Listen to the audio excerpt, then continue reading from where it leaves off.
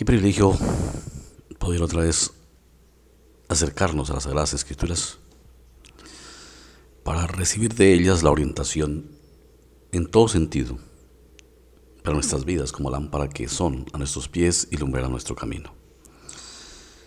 Vamos a meditar en el capítulo 10 de Hebreos, los versículos 1 hasta el versículo 14. Hebreos 10, 1 al 14. Dice así: porque la ley, teniendo la sombra de los bienes venideros, no la imagen misma de las cosas, nunca puede por los mismos sacrificios que se ofrecen continuamente cada año hacer perfectos a los que se acercan. De otra manera cesaría de ofrecerse, pues los que tributan este culto limpios una vez no tendrían ya más conciencia de pecado. Pero en estos sacrificios cada año se hace memoria de los pecados, porque la sangre de los toros y de los machos cabríos no puede quitar los pecados. Por lo cual, entrando en el mundo, dice: sacrificio y ofrenda no quisiste, mas me preparaste cuerpo. Holocaustos y expiaciones por el pecado no te agradaron. Y entonces dije: he aquí vengo, oh Dios, para hacer tu voluntad. Como en el rollo del libro está escrito de mí, diciendo primero: sacrificio y ofrenda y holocaustos y expiaciones por el pecado no quisiste ni te agradaron, las cuales cosas se ofrecen según la ley.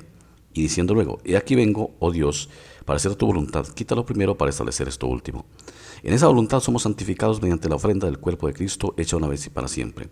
Y ciertamente, todo sacerdote está día tras día ministrando y ofreciendo muchas veces los mismos sacrificios que nunca pueden quitar los pecados. Pero Cristo, habiendo ofrecido una vez para siempre un solo sacrificio por los pecados, se ha sentado a la diestra de Dios, y de ahí en adelante esperando hasta que sus enemigos sean puestos por estrado de sus pies. Porque con una sola ofrenda hizo perfectos para siempre a los santificados. Bendito Dios, te alabamos y te damos gracias por tu palabra, que es la fuente de la vida para nosotros. Ilumínanos, Señor. El libro de Hebreo, como todos, es un mensaje unido, sólido. Y el mensaje del libro de Hebreos, como del resto y la totalidad de las Escrituras, es, por supuesto, la manera en que podemos ser salvos. ¿Y quién es nuestro Salvador en primer lugar? ¿Quién es Dios? ¿Quiénes somos nosotros? ¿Y quién es nuestro Salvador? Esos tres aspectos son necesarios para entender y para poder comunicar también el mensaje. Saber quién es Dios es vital. Por eso Dios se revela en primer lugar. Saber quiénes somos nosotros también, necesario. Y saber cuál es el camino de la salvación. Porque al saber quién es Dios, nos vamos a dar cuenta de quién es Él. Que Él es santo, santo, santo, como dice el profeta Isaías. Pero nosotros, todo lo contrario, estamos en el extremo total, el extremo opuesto totalmente contrario, el extremo del pecado. En el extremo de la santidad está Dios y en el extremo del pecado estamos nosotros. Y ese extremo no se comunica, esos extremos. La santidad y el pecado no compaginan.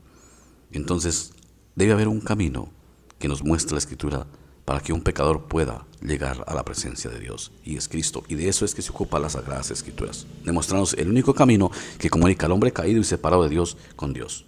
Y aquí habla de los sacrificios provisionales del Antiguo Testamento y el sacerdocio de los que hacían los levitas en el Antiguo Testamento hasta los tiempos de Cristo.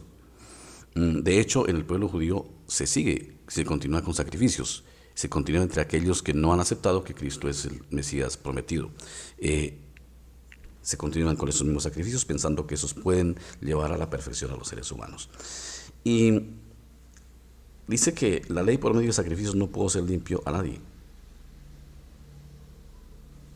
No hizo nada. La ley en realidad no fue dada para perfeccionar, porque no perfeccionó nada. La ley, para poder perfeccionar, necesitaba de la colaboración y de la voluntad humana, porque la ley dicta unas órdenes y unas reglas para cumplirlas, y la naturaleza humana no pudo con esas reglas. Y la ley exige el cumplimiento total, el 100% absoluto de todas las reglas, para que sea válido la demanda de la ley. Tampoco el ser humano pudo. Dice el apóstol Pablo que la ley no pudo cumplir con su propósito porque la carne no le colaboró. O sea, nosotros, los seres humanos, no pudimos colaborarle a la ley porque no somos capaces de satisfacer las demandas de la ley.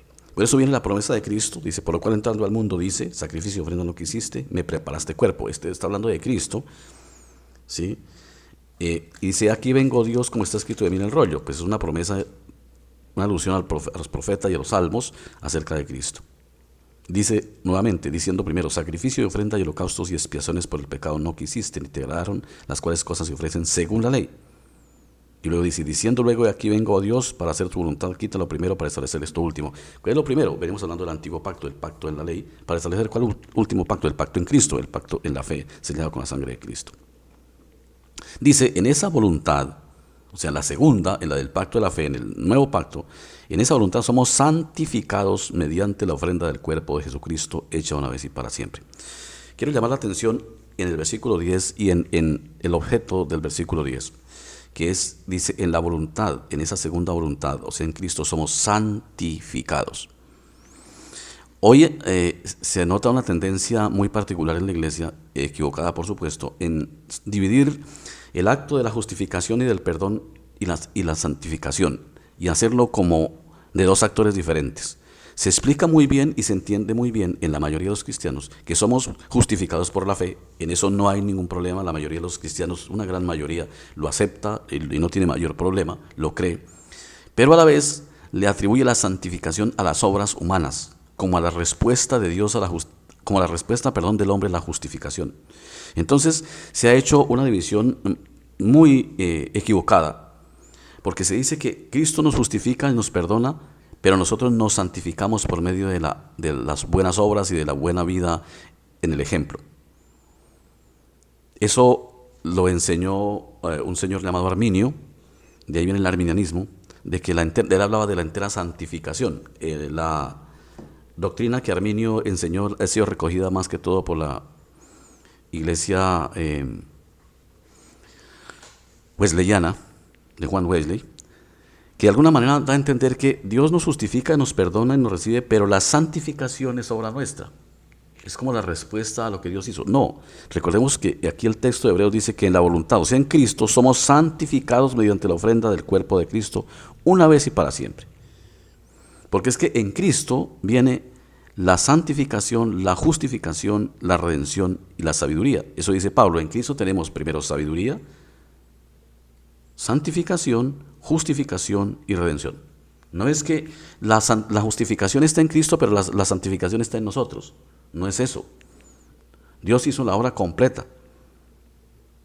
¿Sí? Somos santificados y somos justificados. Y para ser santificados tuvimos que haber sido justificados, sí, por la sangre de Cristo. Y entonces tengamos en cuenta eso, porque ahí es donde empezamos a desanimarnos en la fe porque no puedo cumplir con lo que me demandan, porque supuestamente la fe cristiana es un poco de mandamientos que hay que cumplir, o me creo demasiado santo porque sé que hago algunas cosas que otros no hacen. No, la santificación, todo cristiano verdadero, ¿cuál es el cristiano verdadero? Según las Escrituras, el que ha puesto su fe y su confianza para su salvación y su vida en Cristo Jesús. El que no confía ni en sus propias obras, porque peor, maldito el hombre que confía en el hombre, no quiere decir que confíe en el otro también, que confíe en sí mismo, que se confíe y diga, no, yo hago tanto lo bueno que yo sí soy santo. No, usted debe confiar su santificación en Cristo, y su justificación en Cristo, y su redención en Cristo, y su sabiduría en Cristo, no en usted. Y luego dice, y ciertamente todo sacerdote está día tras día ministrando y ofreciendo muchas veces los mismos sacrificios que nunca pueden quitar los pecados. Aquí está haciendo referencia a los sacrificios que se hacían en el Antiguo Testamento dentro del pueblo judío. Pero Cristo, habiendo ofrecido una vez para siempre un solo sacrificio por los pecados, se ha sentado a la diestra de Dios, de ahí en adelante esperando hasta que sus enemigos sean puestos por estrado de sus pies. Porque con una sola ofrenda hizo perfectos nuevamente para siempre los santificados. O sea, ¿qué es lo que nos hace perfectos? Cristo, la ofrenda de Cristo. Pero no quiere decir que nos hace en este mundo seres perfectos, porque nosotros sabemos que no lo somos. Lo que está diciendo es que ya por la ofrenda de Cristo, el creyente ya es perfeccionado en la fe en lugares eternos, mientras somos transformados por medio de la resurrección o de la transformación de los vivos cuando Cristo venga. Eso tenemos que tenerlo claro, porque es donde caemos en empezar a criticar y empezar a creer que en la iglesia hay buenos cristianos y malos cristianos. Bueno, mal cristiano es aquel que no confía en Cristo y que cree que sus propias obras son suficientes o son las que lo santifican. El buen cristiano es el que dispone toda su fe en Cristo y dice, como decía el publicano en el templo, sé propicio a mí, pecador. Entonces, hermanos, descansemos en Cristo, no en nuestras obras, porque resultamos derrotados y resultamos fracasados. Y nos vamos a ver que resultamos siendo una mentira si confiamos en nuestras propias obras. Lo que estamos es confiando en una mentira absoluta. Confiemos en Cristo, que es nuestro único Dios y Salvador, y mediador entre Dios y los hombres. Descansemos nuestra fe en Él, en todo, sabiéndonos santificados, justificados y redimidos por la sangre de Cristo. En Él sea la gloria y la honra. Por eso Apocalipsis dice, la salvación pertenece a nuestro Dios. A Él sea la gloria y la honra. Para que cada mañana sea una gloriosa mañana mientras vivimos, y viene aquella gloriosa y absoluta mañana cuando Él aparezca para dar ya la salvación a los que le esperan, dice el apóstol Pablo. Amado Dios, ayúdanos a confiar en ti y no en nosotros. No permitas que confiemos en nosotros algo tan delicado y tan trascendental como la salvación, porque eso sería literalmente un fracaso. Ayúdanos a confiar en ti, Señor, en lo que tú has hecho a todos, en lo que tú haces por nosotros. Señor, para que cada mañana, cada día sea esa gloriosa mañana, porque cada día ponemos nuestra fe en ti, cada noche también descansamos en tu obra, no en la nuestra, Padre. Y después, ayúdanos mediante tu Espíritu Santo a ser bendición para otros. Esto significa dar buen testimonio en todo sentido, ser bendición, así como tú lo eres para nosotros. Gracias, Dios, porque quieres que demos frutos de la fe, y el fruto lo encerraste en un texto, en un mandamiento: amarás al Señor tu Dios con todo tu corazón y a tu prójimo como a ti mismo. La mayor gloria que te damos es demostrar que amamos a nuestro prójimo como a nosotros mismos. Gracias, Padre, por tu misericordia. En Cristo Jesús. Amén.